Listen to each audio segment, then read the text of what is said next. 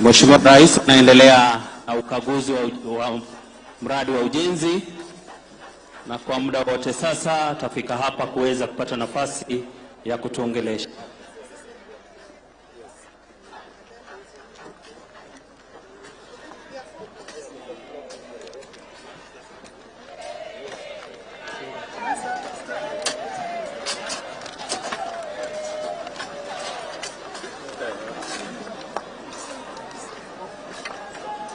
Habari zenu bwana? Mangangana Very good. So we awarded the housing fund. Yes. So now we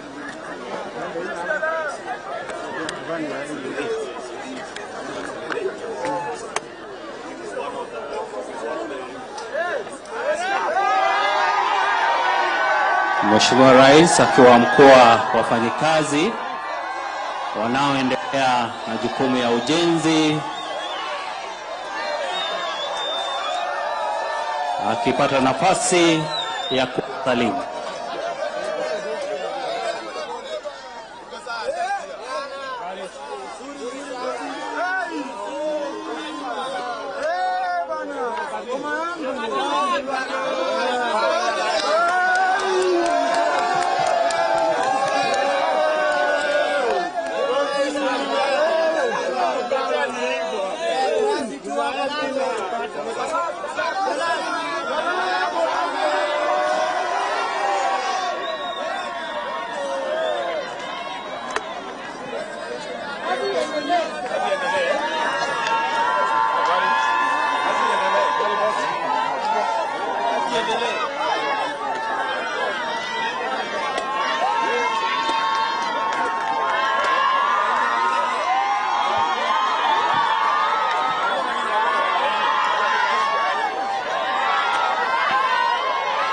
Na sasa Mheshimiwa Rais akiendelea na ukaguzi ataweza kufika hapa ili kupata nafasi ya kuweza kuwachukua na kuwasalimu na kuwaongelesha wote waliofika kwenye ukaguzi wa leo.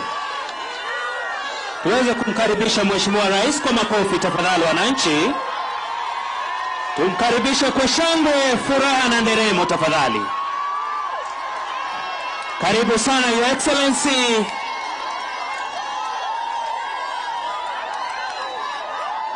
Atapata sasa nafasi ya kuweza kutuongelesha.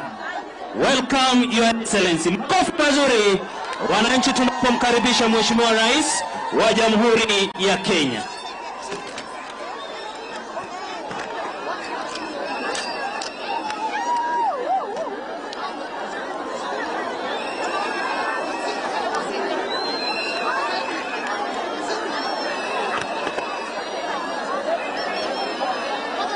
Karibu sana Your Excellency sir.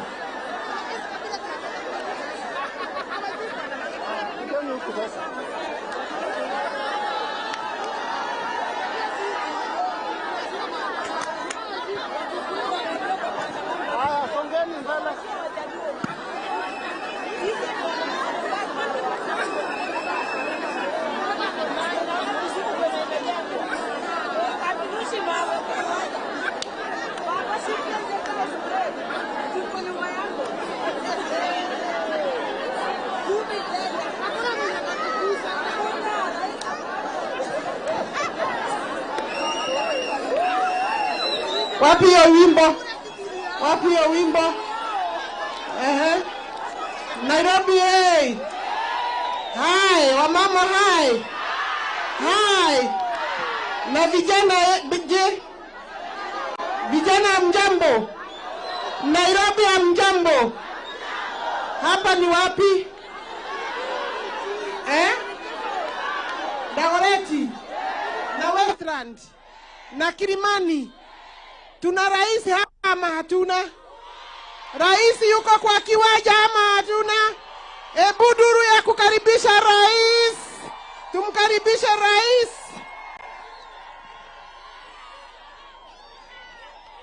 Na ni nani amemwambia rais anakuja ama mko na aerial? Mko na aerial? Kwa sababu rais leo alikuwa tu anataka kuona mjengo vile inaendelea. Si mnajua tuko na affordable housing. Polisi wetu pia wafaindike kwa hiyo mpangilio, si ndio? Hapo ni kwamba wewe mama wa duka, mama wa kioski, mama mboga, mama anauza chakula,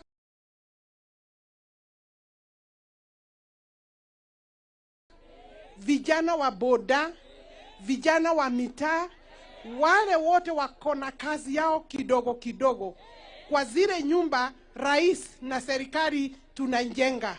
Kuna nafasi yako, na usikubali kuchokorwa kwa fikiria, usikubali kuambiwa ati haziko. Kwa sababu si mumeona Mkuru tumeingia, si mumeona Kibira tumeingia, si hata Westlands tuko, Kangemi tutakuwa, tuko pale, Kikuyu ziko hapa Mrorongo, Mavoko ziko, Narangata ziko, Kawangware zikuje. Ala. And therefore, we must reject the spirit of destruction. We must reject the spirit of violence. Vijana wakatae kutumika vibaya. Kwa sababu hapa tuko na kazi ya vijana. Nikisema vijana, wa mama na vijana, waume, wote tuko na kazi hapa. Kwa hiyo project zetu zote tumeajiri vijana 200,000. Alafu mchezewe hapa, msikubali bwana Mheshimiwa Beatrice Serachi.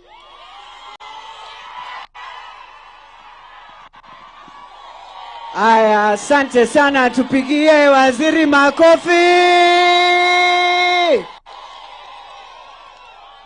Kina mama hai. Mheshimiwa Rais, tunakukaribisha Dagoretti North Kilimani, na wamama wamefika asubuhi. Wamesema wewe ndio baba yao. Ukikuja ukose wa mama kutakuwa sawa. Haya, tusalamiane za Dagoretti North. Bwana Yesu asifiwe. God is good and all the time. Vijana mko gangari, mmeshika, tuko hapa.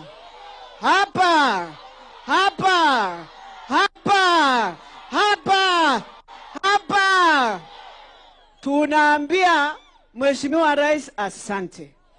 Ulitembea Dagoretti North, ukatuachia soko Kawangware, tumesema asante. Na inaendelea. Tuko karibu kufanya ground breaking huko.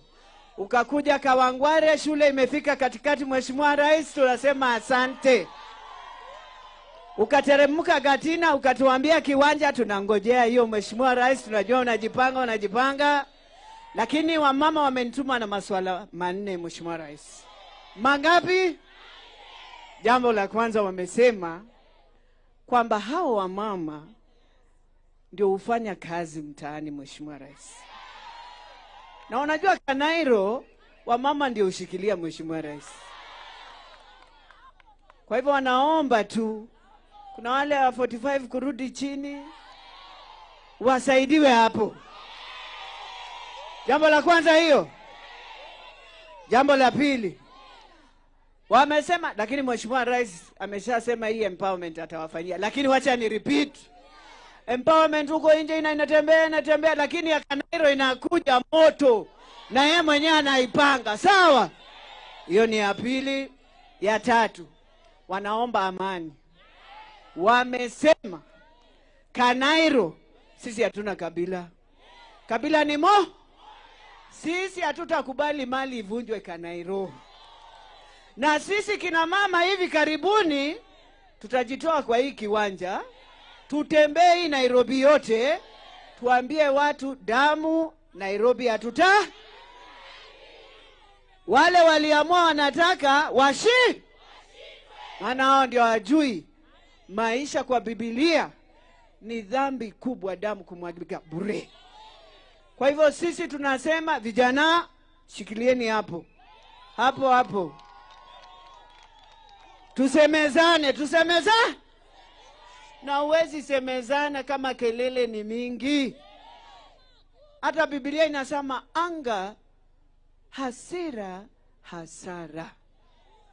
Kwa hivyo hatuwezi zungumza Kenya tukiwa na hasira. Na shida si Mheshimiwa Rais. Shida ilianza kitambo. COVID ikakuja ikanyanyua. hata ni Mungu bado tunapumua. Kwa hivyo tujue shida si mheshimiwa rais. Shida ni sisi wote wa Kenya. Tunapoamka asubuhi, jiulize wewe huwa unafanya nini kujenga Kenya mpya? Na kama wewe ndio unabomoa, si itabomoka? Shida ni mheshimiwa rais. Tunaambiaje mheshimiwa rais?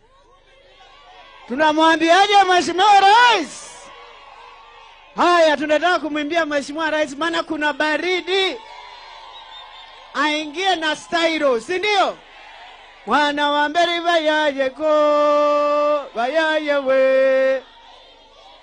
Wana wa mbere neruto we, neruto yo. Dera tengo bote mwakula, mufware mwana.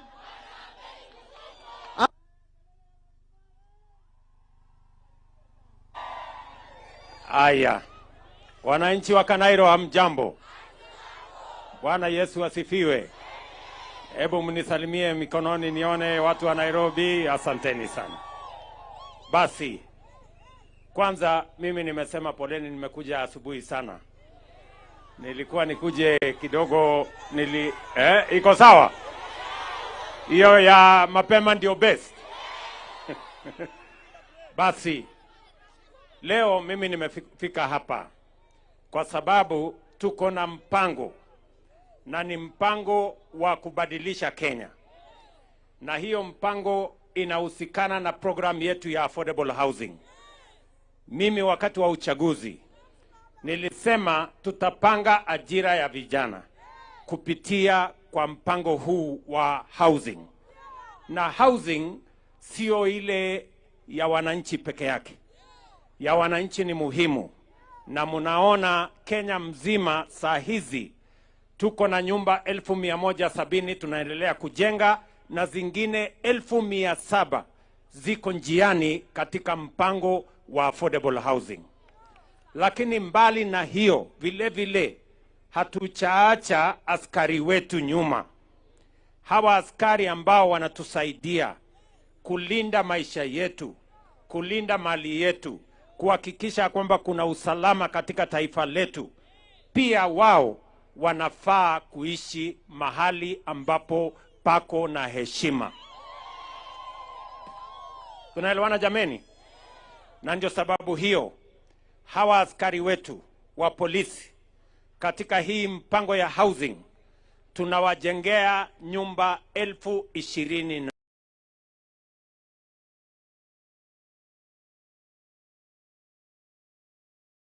na 7 kufikia sasa. Hapa Kilimani tunajenga hii nyumba 540 ya askari wetu. Mnajua askari hawa wamekuwa wakiishi mahali ambapo sio mzuri, wanaishi mahali penye msongamano, hawawezi kuishi na familia zao, na ni wazazi kama sisi. Ni kweli ama si kweli? Ndio sababu tumeamua kama serikali ya kwamba wakati tunapanga program ya Housing Kenya, ili tuwaokoe wananchi wengi wanaishi katika vitongoji duni, wale wanalipa rent tuwapatie mpango ya kulipa mortgage. Na hawa askari vile vile baada ya kuishi nyumba ya hema, wakuje hapa waishi mahali pazuri, watoto wao waishi mahali pazuri, wasome, na vile vile watusaidie katika kujenga taifa letu la Kenya kwa kuhakikisha kwamba mali na maisha ya Wakenya iko salama. Tumekubaliana jameni?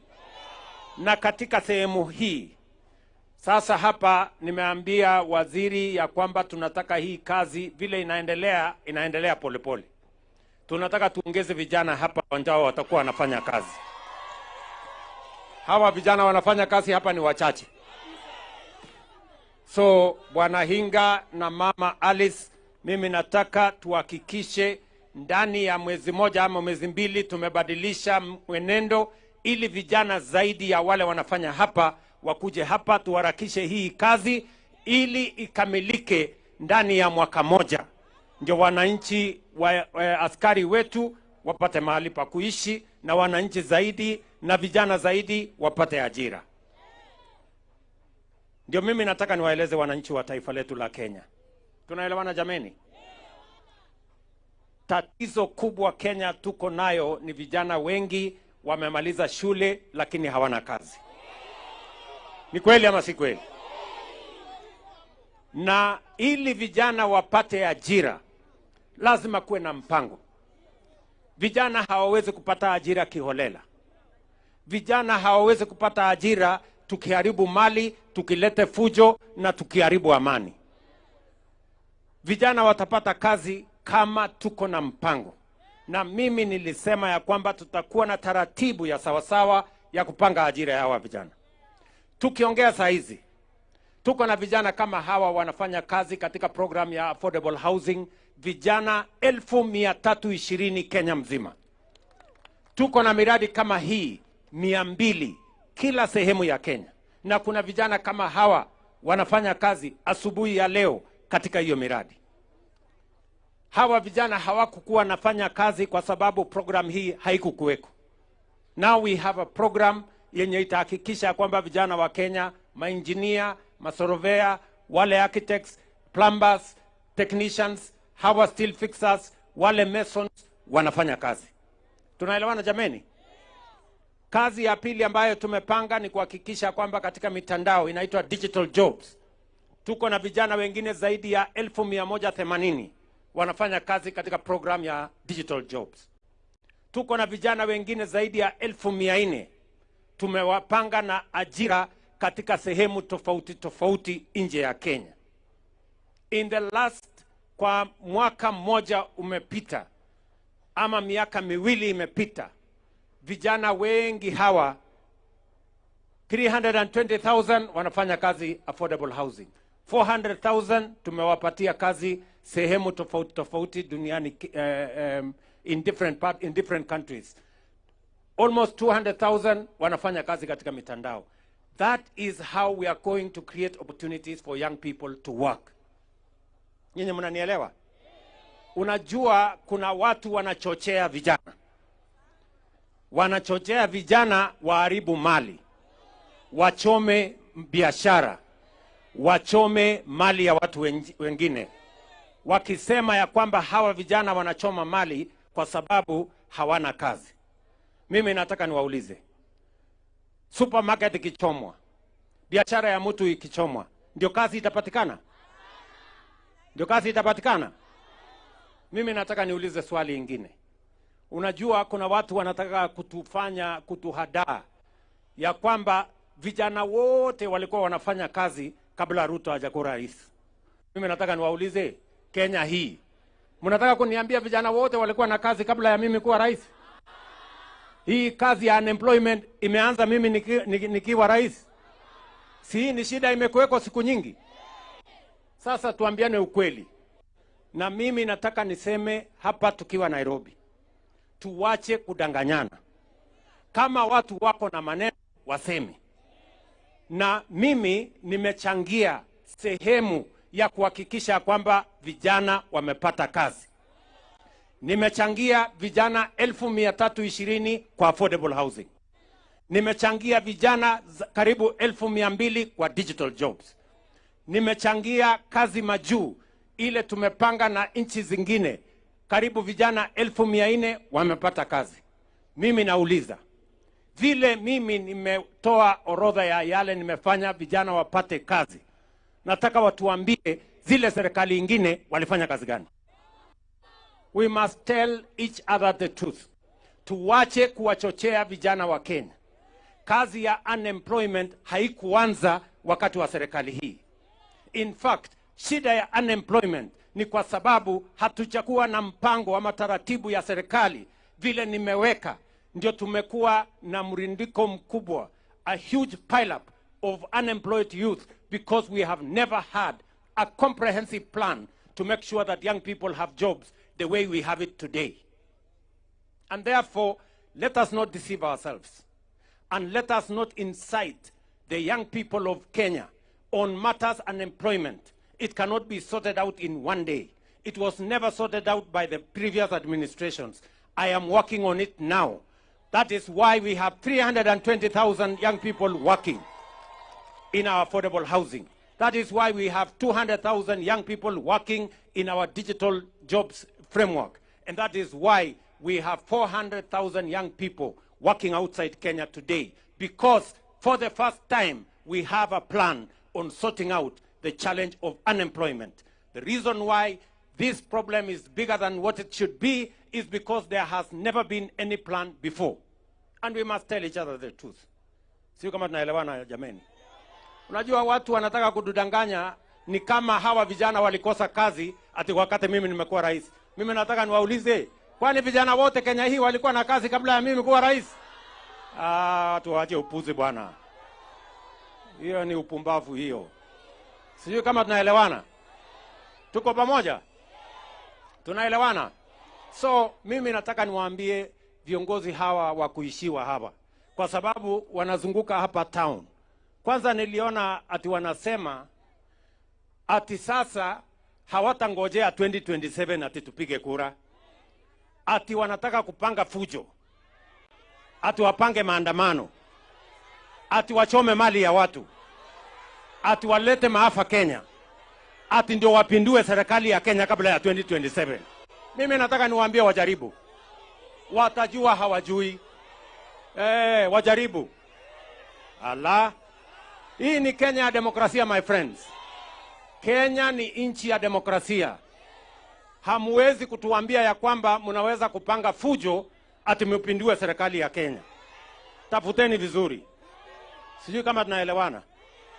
I want to tell those characters, the ones who are telling us, giving us lectures, that they can change this administration using unlawful, using violence, using unlawful means at before 2027. Let them try.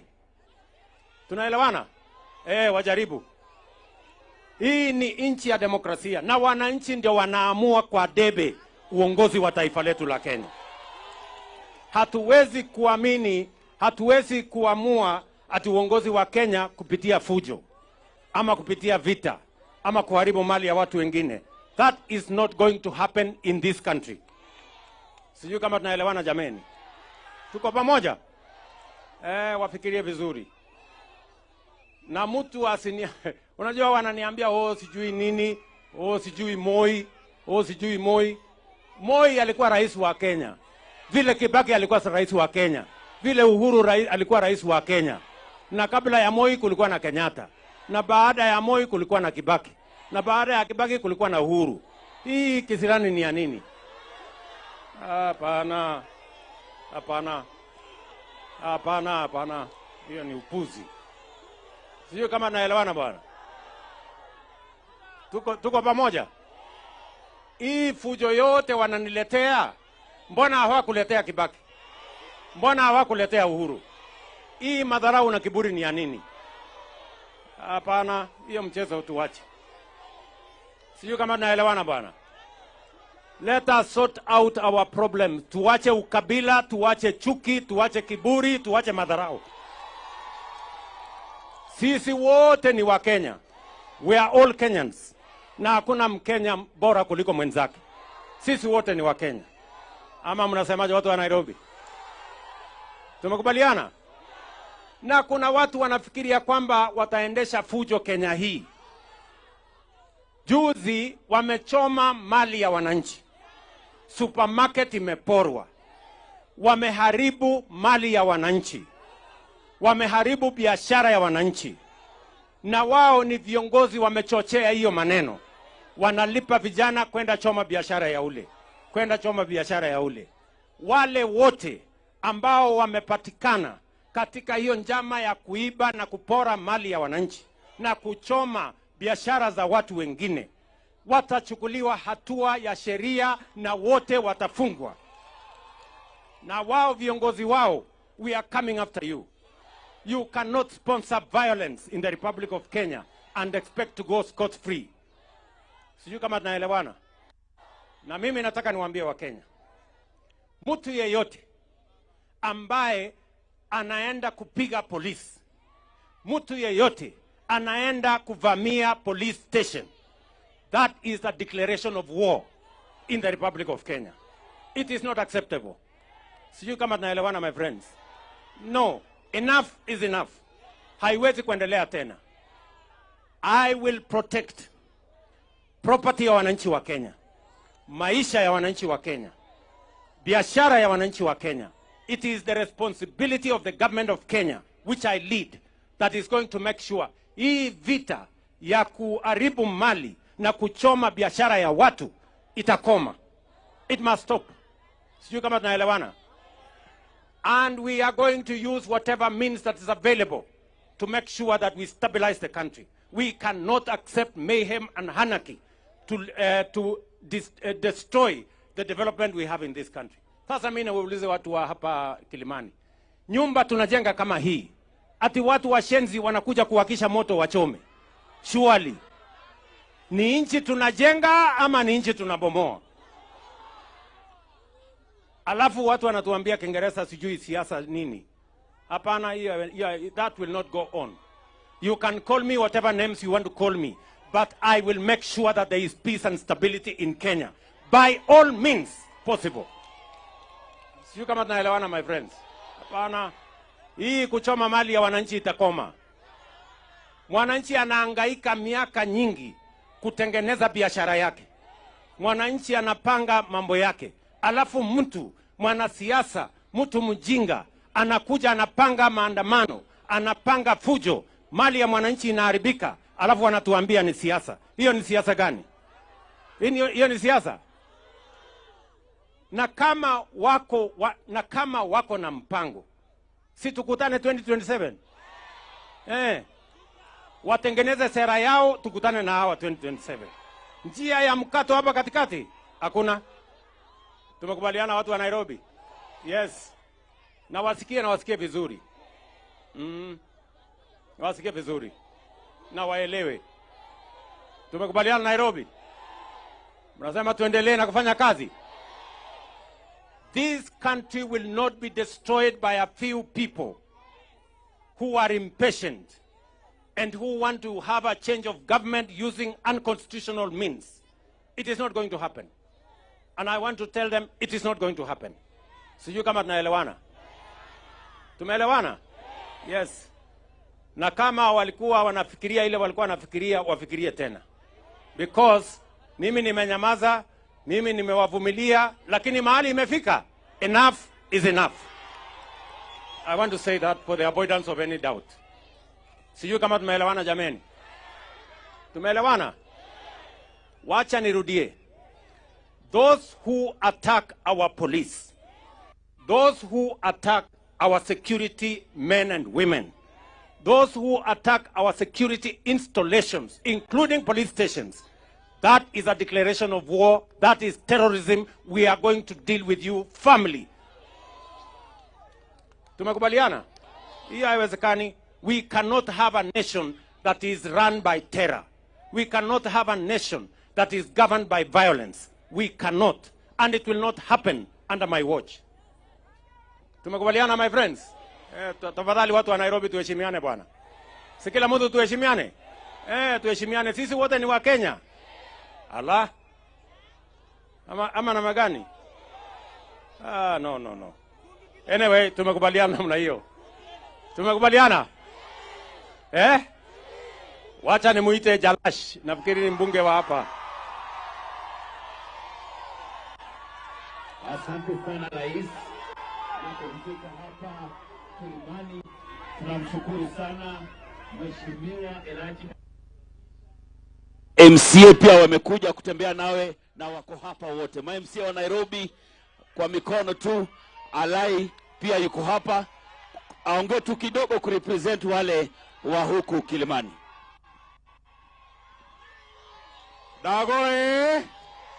Dagoa. Mwana rais. Mnamwambia rais aje. Mnamwambia rais aje. Mnamwambia rais aje. Mheshimiwa Rais, karibu sana. Mheshimiwa Rais, yangu ni moja tu, kwa sababu tumekuja police station, tunaomba tu kitu kimoja hapa Dago. Hao maaskari wanatusaidia sana, na tunapatana nao kwa mambo mengi sana. Kileleshwa police station, Mudhangari, Kilimani, asanteni sana kwa kutusaidia kulinda amani hapa. Mheshimiwa Rais, hatujakuwa na vita hapa. Sasa naomba kitu kimoja, kwa sababu tunafanya hii project. hapa kuna ka restaurant ya maaskari.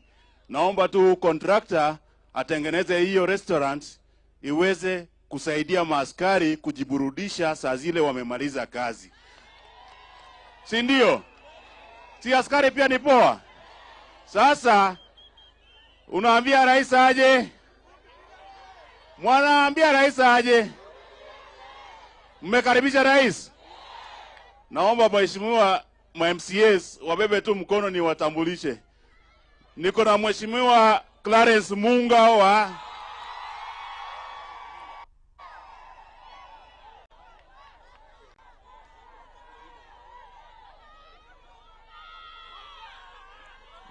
Niko na mheshimiwa Joyce special elect. Niko na mheshimiwa Lore. Niko na mheshimiwa Masitsa. Niko na mheshimiwa Kimondo. Haya. Unataka Clarence aongee? Clarence aongee? Haya. Wananchi wa Dagoe, Rais mtukufu, kwa majina anajulikana kama Clarence Munga, MCA huko Kabiro. Last time ukiwa kule ulipita Kawangware, ukatupita pale Kabiro, ukaenda Gatina. Lakini tulikuwa na mengi sana ya kukuambia rais. Wananchi mtanikubalia? Rais, tuko jambo moja. Kuna barabara imetusumbua sana kwa muda mrefu kuanzia 2013. Hiyo barabara inaitwa Salim Road. The county government is unable to construct that road. Ninaomba tu ukipeana ishara watu wa Dagoretti watapona. Kitu ya pili, rais, kumekuwa na vurugu huku na kule. Kawangware kulikuwa kumetulia. Sisi watu wa Kawangware tuko nyuma yako, tunakupenda. Shikilia hiyo steering vizuri sana na usitishwe na mtu. Ni sawa sawa? Asanteni watu wa Dagoretti, tunawapenda sana na Mungu awabariki. Haya, naomba ni watambulishe tu MCS. Mheshimiwa Stazo whip wetu akuja tambulishe MCS alafu tumalize. Mheshimiwa Stazo. Wana Nairobi mkoaje? Mko poa? Mheshimiwa Rais, mimi naitwa Stazo Omungala. Mheshimiwa Rais, leo umesema kitu ya maana. Hii nchi ni nchi ya kumcha Mungu. Na mambo ya siasa ni demokrasia. It's about the ballot. Hata hao ambao wanaleta shida walikuwa kwa ballot last election. Na wengine ulichaguliwa nao. So leo imekuwa aje? Sasa ile wako nje ndio inakuwa serikali ni mbaya. Na kama serikali ni mbaya, 2027 kwani ni mbali? Leo umeongea kitu ya maana Mheshimiwa Rais. Hii nchi umepewa panga ya kuchunga nchi. Hakuna mtu mwingine ana jukumu ya kuchunga nchi, ni wewe Mheshimiwa Rais. Hii nchi ikienda chini, wewe ndio tutakulaumu Mheshimiwa Rais. Na umepewa kila kitu ya kuchunga hii nchi.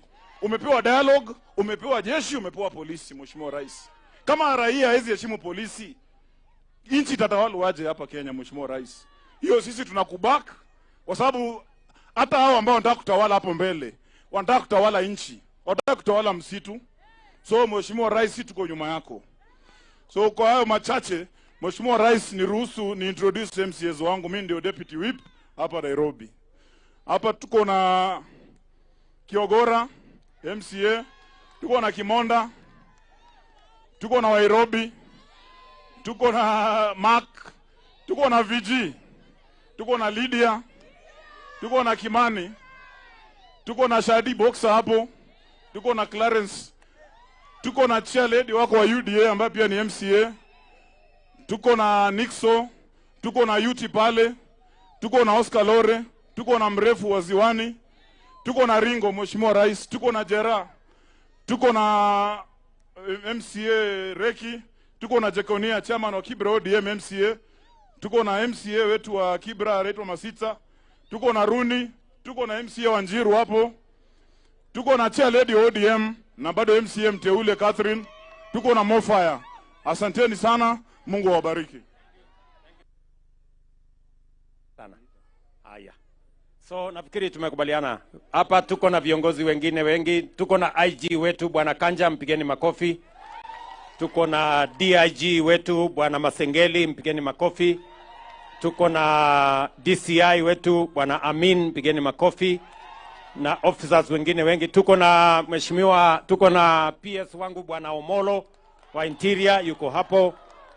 Tuko na PS wangu wa mambo ya housing, huyu mungwana ndiye anatusaidia kupanga hii manyumba, anaitwa bwana Hinga, na tuko na waziri Alice na viongozi wengine wengi hapo.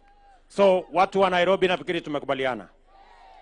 Huyu MCA wa kule nini amesema, Kabiro, bwana Munga amesema kuna barabara pale. Tayari mimi nimeongea na gavana wenu na nimetoa pesa 2.1 billion ya barabara ya Nairobi. So mutapangana na yeye, hiyo pesa imekuwa release tayari na barabara tutawajengea hapa Nairobi. Tumekubaliana jameni? Watu wa Nairobi tumekubaliana? Na tumeelewana? Tunataka amani Kenya. Tunataka watu wafanye biashara. So mtu ambaye anaenda kuchoma biashara ya mtu mwingine, mtu ambaye anachukua moto anaenda kuchoma biashara ya mtu, anaenda kuchoma mali ya watu wengine, mtu kama huyo apigwe risasi miguu, aende hospitali, akienda kotini. Yes. Yeah. Wasimuue lakini wapige hii miguu ivunjike ndio aende kotini, aende hospitali, akienda kotini. Hapana.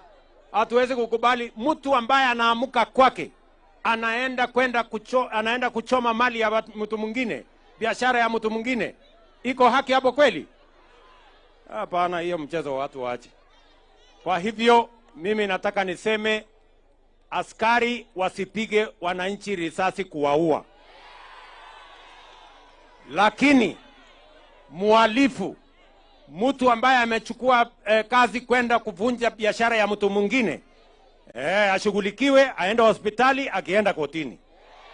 Asante sana, Mungu awabariki.